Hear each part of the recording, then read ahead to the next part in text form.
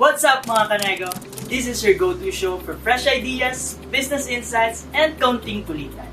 Sa aming show, di naman tayo overly serious because we believe that even though business is tough, we can deal with it in fun ways. At dahil April Fool's Month ngayon, pag-uusapan natin kung paano ginagamit ang humor para maging memorable, relatable at appealing ang mga produkto at serbisyo natin sa masa. Tama. At bago natin simulan ng talastasan, I just want to say that it's so nice to be back here in Startup. Now na, Usapang Payaman, Online Tambayan.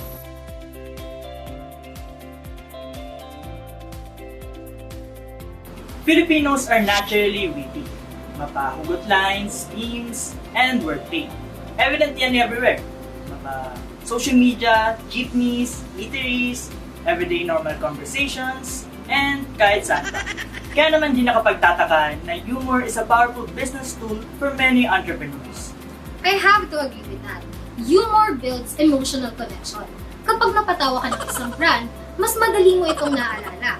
At minsan, paulit-ulit mo pang nasasabi. This leads to brand recall and exposure. Tama. And in a crowded market, humor can be the great differentiator.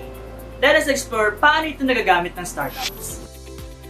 Okay, una sa branding. May nakita ako online, Harry Potter Barbershop. Ang galing, parang Harry Potter. Tapos may isa pa, Lord of the Rings Laundry Shop.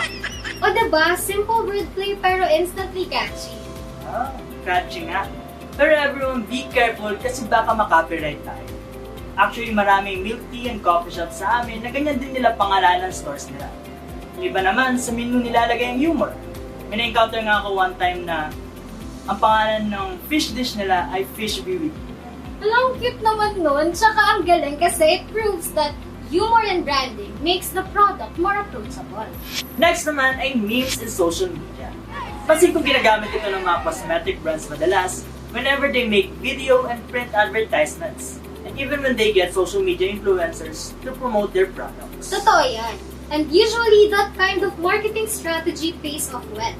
Nagva-viral organically dahil relatable at tuloy-tuloy ang engagement. Humor can be used in campaigns too. We all know how quick service restaurants utilize this in their advertisements, like Jollibee, Domino's, KFC, among others. Yung mga kwento sa ads sila, kahit very emotional, may comic relief na nakaka-relate sa everyday Filipino life. Yes, that balance of tears and laughter makes the brand unforgettable.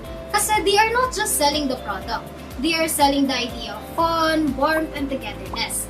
In this way, humor becomes a bridge between the brand and the culture. And the ability to do that is impactful. Ika nga nila, laughter has incredible social power as it can bring many people together. In Filipino culture, humor is a vital social tool. Kaya kapag nagamit ito ng brand effectively, hindi lang sila nag-entertain. They are building trust and community. Last is customer engagement. Marami ako napuntahang coffee shops na may mga cute gimmicks to thank their customers like printing witty lines of cups and receipts. Let me share one example. Sabi sa receipt, "Salamat sa pagkape. Smoother pa ang style mo kaysa sa cappuccino ko." Ah, ang kulit naman.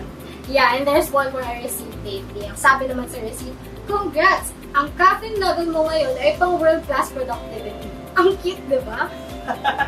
Ang cute nga. Pero on a serious note, it creates delight sa mga customers. Baka they would take photos of it and post it online to share the laugh. In this case, humor becomes word-of-mouth marketing. Small effort, pero big ang impact. So after all our examples, one thing is clear. Humor is not just decoration. It is a powerful business strategy. It makes the brand memorable, builds emotional connection, and turns ordinary transactions into extraordinary ones. Correct. At lahat ng ito ay proof that humor is part of the Filipino entrepreneurial DNA. It humanizes businesses as it lowers barriers, sparks relatability, and creates loyalty. For startups, it may be a low-cost yet high-impact tool that can make you shine.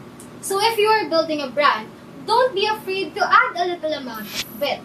Make the people laugh so they will remember you. And most importantly, make them feel connected. I'm your host, Brian. And I am Hannah. We can't wait to keep bringing you more episodes together. See you again here in Startup! Now na! Usapang Payaman, Online Tambayan!